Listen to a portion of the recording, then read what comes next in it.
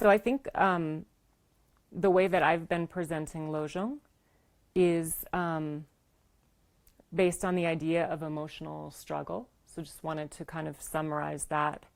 Basically that we spend the greatest amount of our time and energy in emotional struggle.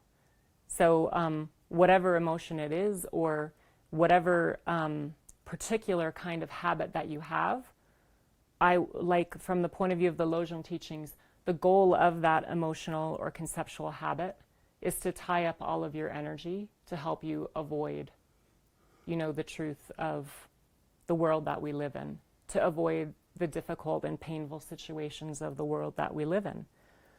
And from the point of view of the Dharma, this makes us unavailable as Dharma practitioners.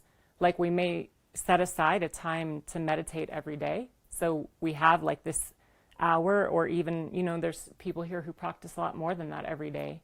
But if our mind is caught up in that emotional struggle, even when we sit down to practice, then putting time, into our day to practice isn't really that helpful, because all we're doing when we sit down is have the same emotional struggle, but we're doing it when we're sitting. And Rinpoche's here, but that's what Rinpoche calls like practicing anger, or what he would call, practicing impatience.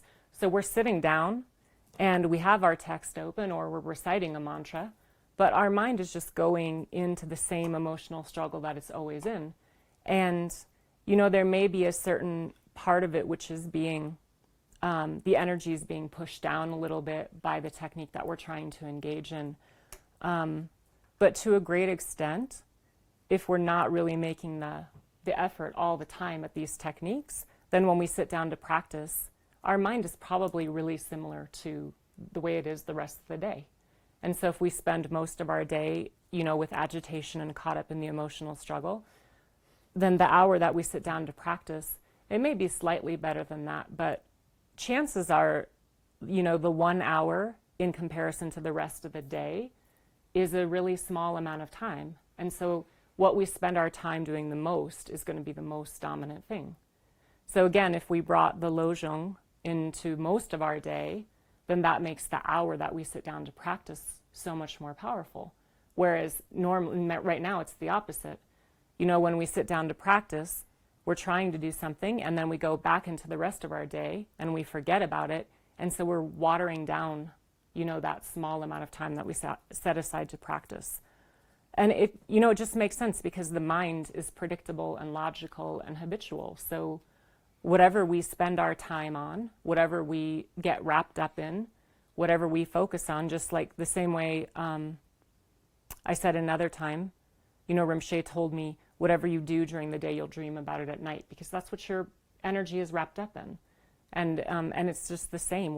We're that way all the time. So if we're reliving those emotional patterns and agitation all the time, we don't remember what to practice. We don't remember when to practice. And we don't have the time or energy to practice, because all of our energy is being used up in this emotional struggle. And then I think everyone can relate to this. It's like, I'm so exhausted. I don't have time to practice. I'm so exhausted.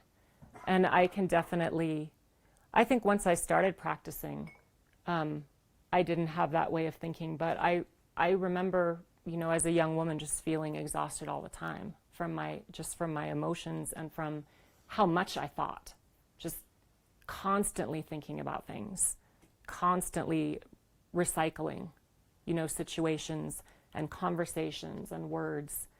So, just trying to take our energy more out of that. And so Lojong becomes a practice that helps us sort of reclaim all that energy that we're using up with our emotional struggle.